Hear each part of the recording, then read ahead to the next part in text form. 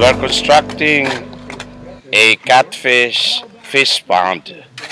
The local name for catfish in the Philippines is hito. And the boys, the charm boys, introduce yourself.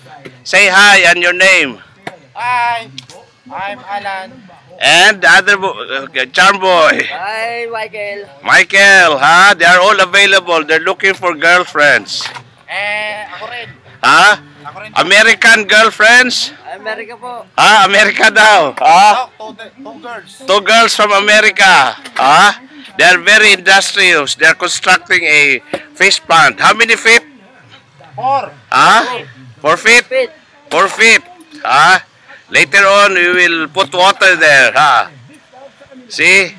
That's Michael on the orange t-shirt, and on the blue t-shirt is Alan. They're looking for American girlfriends. Patay tayo niyan sa kanyang girlfriend ni Alan.